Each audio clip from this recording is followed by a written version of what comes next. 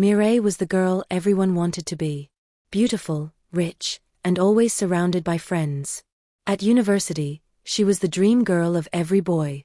She stood out with her luxurious clothes, the elegant car she drove, and the impression that she never lacked anything, making her the object of all jealousy. But what made her even more intriguing was the mystery that surrounded her. No one knew where she came from. She never spoke about her family, revealing very little about herself, and yet, she never hesitated to spoil her friends with gifts or pay for extravagant outings. Meyer shared her room with two girls, Alice and Sophie, two very close friends since their entry into university. Alice was the serious one of the group, always cautious and thoughtful, while Sophie was lively and easygoing. Although they were all in different apartments, they were very close, spending most of their evenings in their room laughing and chatting late into the night. But Meyer wasn't only close to her roommates.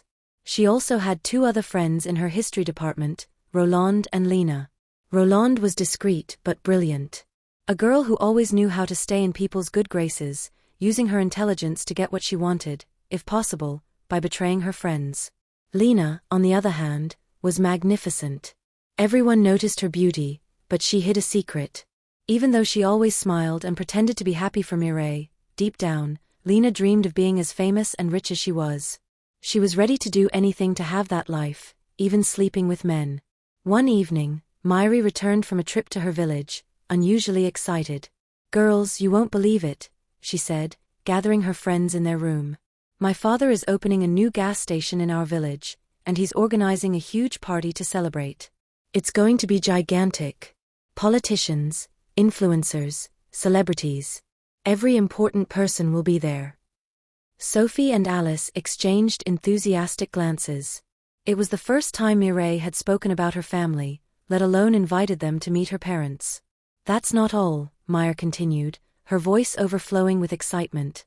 "My father said he would give a large sum of money to each of my friends who comes.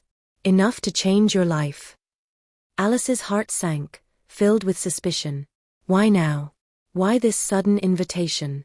"I'm going to have to ask my parents first," she said cautiously. Myri's face changed for a moment. "Oh, that's not necessary," she replied quickly. "Besides, the invitation is only valid for 3 people. I've already planned everything," she added, sweeping away Alice's doubts. "Don't worry, Alice. You'll be fine here. It's only a weekend. We'll be back before you know it, and I promise to bring you back something special," said Myri. Alice didn't like how Myri had dismissed her so easily, but Sophie's radiant joy made her even sadder, with a deeper sadness. Meyer went out to announce the news to Roland and Lena, while Alice and Sophie stayed in the room. "Can you believe it? We're going to Mireille's big house in her village," she exclaimed, her eyes sparkling. Alice forced a smile, but anxiety knotted her stomach. "Are you sure this is a good idea, Sophie? What if your parents come to visit you? Plus, you're going to a place you don't even know." Sophie rolled her eyes. "You're too protective, Alice. I can make my own decisions. You don't own me. I just don't want anything to happen to you."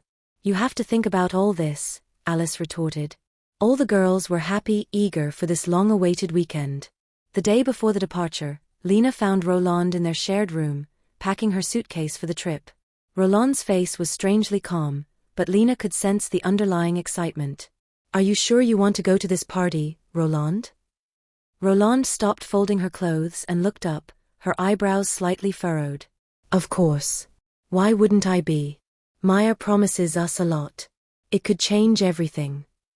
Lena smirked, almost mockingly. "Or it could be a trap.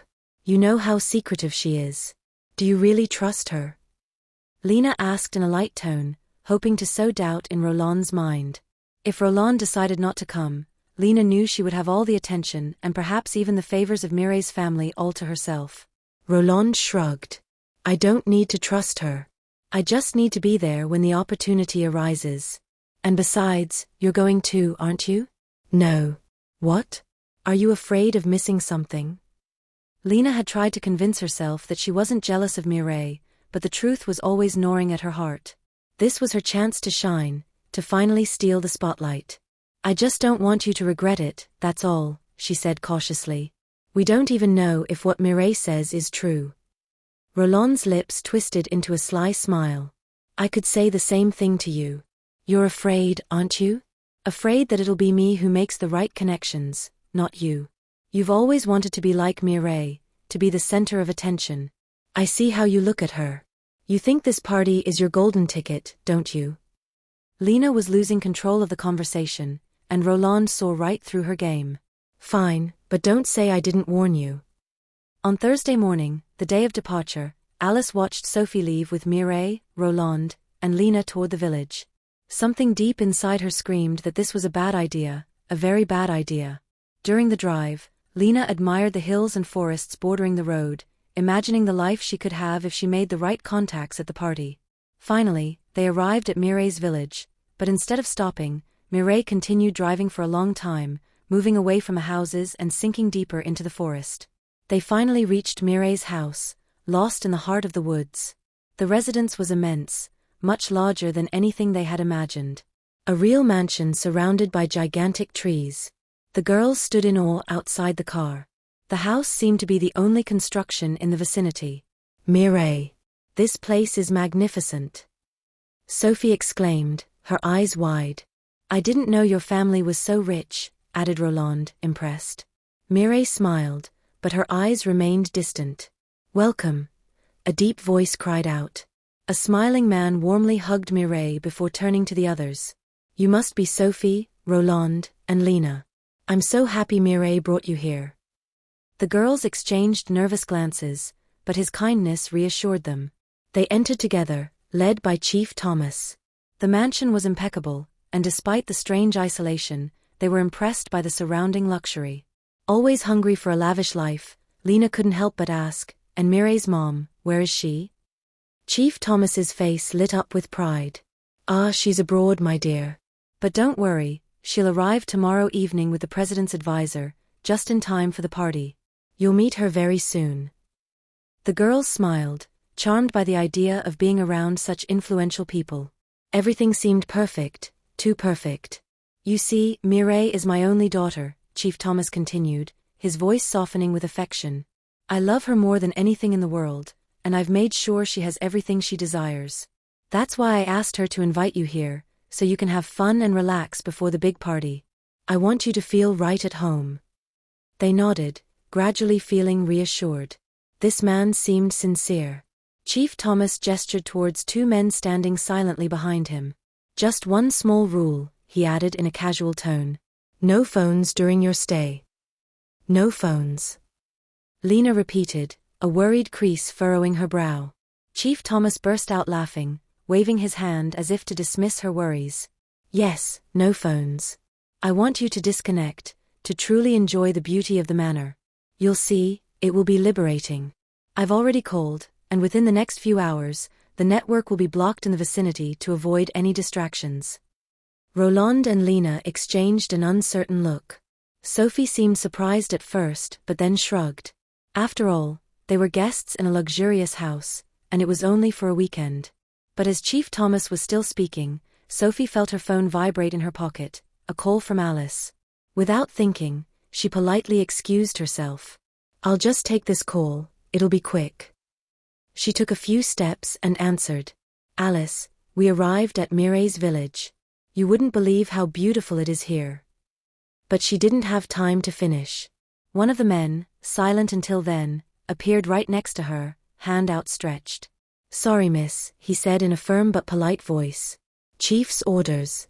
No phones. Sophie froze. Reluctantly, she handed him her phone. She only had time to tell Alice that they had arrived before the man cut the call and walked away with the device.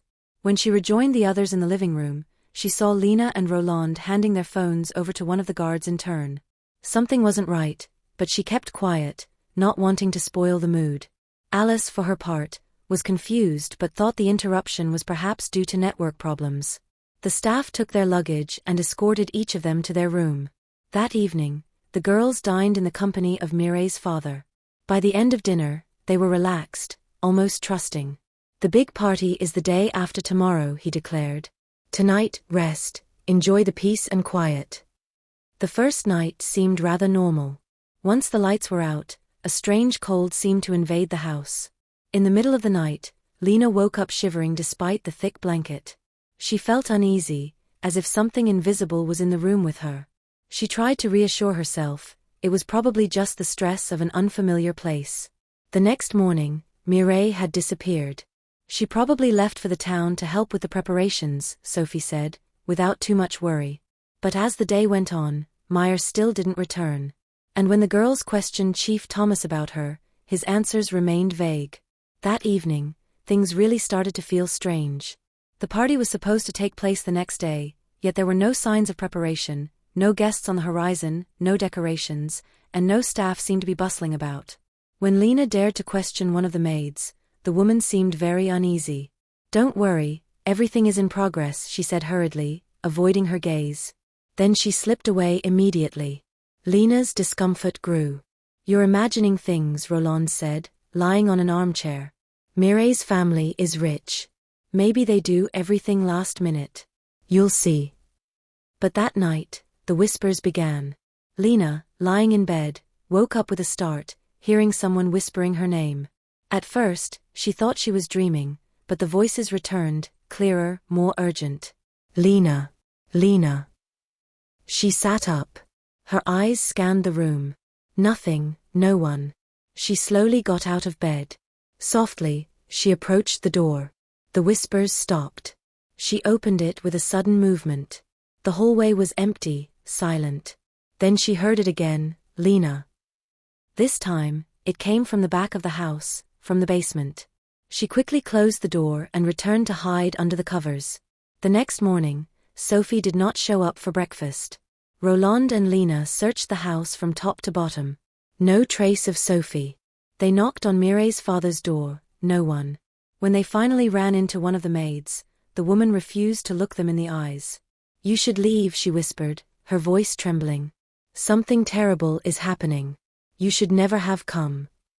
At that exact moment, Lena knew something was terribly wrong. In the afternoon, Mireille reappeared, but she was no longer the same.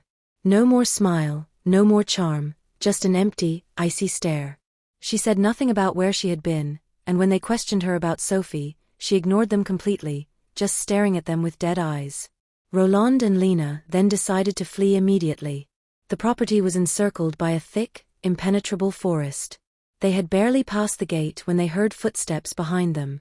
Mireille's father and 3 guards were following them. Chief Thomas was no longer the kind host they had met, his face was contorted with anger. As they ran through the trees, their hearts tight with fear, the truth struck them. No one would come to save them. They hadn't told their families anything. No one knew where they were. Mireille's lies had condemned them. They ran for several minutes, trying to escape the shadow of Meyer's father, the ritualist with the unfathomable stride. Meanwhile, at the university, Alice was pacing her room, her phone clutched in her hand. It had been 2 days since she had heard from Sophie, except for the fleeting call on the first day. Sophie had promised to call her, to send her photos of the party, but nothing, not a message, not a word. Yesterday, Sophie's parents called, worried, and Alice didn't dare tell them the truth. So she lied. "She's preparing for our upcoming test," she told them. She turned off her phone to concentrate. "You know how serious she is about her studies. I'm sure she'll call you after the exam." But as the 3rd day passed without any news, a dull fear gnawed at her gut. Something was wrong, truly wrong. The guilt of her lie consumed her, and the silence became unbearable. With tears in her eyes and a lump in her throat, she finally called Sophie's parents back. "I lied," she confessed. "I haven't heard from her since she left for Mireille's village. Something is wrong." Panic immediately seized the family. Without losing a second, they arrived at the university and rushed to the administration to ask for information about Mireille. They needed an address, anything that could help them find the girls. They were directed to an office. Alice pleaded with the administrator, "Please, we need the address for Mireille Thomas, the girl Sophie left with. We can't reach her, and we're really worried." The administrator frowned, searching through the files. She flipped through a few pages, tapped on her keyboard, checking the databases for a student named Mireille Thomas. The seconds stretched, then she looked up. "There is no student named Meyer Thomas in our university." Alice's heart seized up. "What? That's impossible. She's been with us since the beginning of the year. She attends classes. She lives on campus. The administrator slowly shook her head. I'm sorry, but according to our records, no Mireille Thomas is registered here. If she pretended to be a student, then she is not the person you thought you knew. Sophie's parents looked at each other, horrified. The truth hit them hard. Meyer was not a student. It was a trap, a predator who had used friendship as bait. Faced with this chilling revelation, the family understood there was no time to lose. They went straight to the police, armed with this disturbing information. But law enforcement quickly encountered an obstacle. Meyer did not officially exist. No record, no ID, no family contact, nothing. She was practically a ghost. Sophie called me, Alice said, her voice trembling, just once after they arrived. It was short, but maybe you can trace the location of that call. The police did not hesitate. With the help of the phone operators, they managed to locate the source of the call. It came from a remote rural area on the outskirts of Mireille's supposed village. It was their first concrete lead. Following the coordinates of Sophie's last call, the police set off. The area indicated was deep in the countryside, at the edge of a dense forest. Upon arrival, the police questioned the local residents, but their answers were vague. Speaking in hushed tones, their eyes darting away, an old man whispered, "That is Chief Thomas's land. Strange things happen there, people disappear." The police understood that this was no longer a simple missing persons case. Something much darker was at play. Meanwhile, Lena and Roland were still running for their lives through the forest. The weight of what had happened to Sophie crushed them, paralyzing them. Mireille's father was hot on their heels. Roland stumbled, falling to her knees. "I can't do it anymore, I can't." Lena, out of breath, stopped and turned to her, her eyes panicked. "Get up, Roland, we don't have time, we have to keep going." But Roland didn't move. Her face was etched with terror. "We won't both make it, you know that. But if one of us distracts him, maybe the other can escape," Roland said. Lena stood frozen, her breath caught. "Sacrifice? Who will sacrifice themselves?" Roland gave a bitter smile. "I'll sacrifice you," she said. Before Lena could react, Roland violently pushed her. Lena fell backward, hitting the ground, stunned and shocked. She watched Roland run in the opposite direction. The betrayal was like a deep stab to the heart. At that moment, a shadow appeared between the trees, Chief Thomas. Roland didn't even have time to scream. He surged in front of her, grabbing her by the throat. He lifted her as if she weighed nothing. Lena, still on the ground, trembling, watched the scene in horror, breathless. She saw Roland's body seize up, then go limp. Inert, she was thrown to the ground like a broken doll. And Lena, crawling on all fours, understood that Roland's betrayal might have just saved her life. A few moments passed, but the anguish in Lena's heart was suffocating. She had to survive. Tears streamed down her face as she crawled through the forest, her body shaking with fear. She could feel the presence of Mireille's father close by. She was trapped, exhausted, and on the brink of despair. Chief Thomas was only a few steps away from grabbing her. Suddenly, two officers burst out of the bushes and threw themselves at Chief Thomas, pinning him to the ground. The police, who had been advancing on foot through the dense forest for a few minutes, had heard screams and rushed in their direction. A wave of relief washed over Lena as she was pulled out of the forest, shaking. "Never again," she whispered, wiping away her tears. "Never again will I allow myself to be blinded by greed or trust the wrong people." At the police station, Chief Thomas sat in the room, his face contorted by a strange, almost serene smile, as if he no longer feared anything. Two officers peppered him with questions. Why had he lured the girls to his estate? What had happened to Mireille? Chief Thomas remained silent. His gaze was distant, but when one of the officers mentioned his daughter's name, his mask cracked. A shadow crossed his eyes. "Mireille? My daughter." He shook his head. "I don't have a daughter." The officers exchanged perplexed glances. "Then who is she?"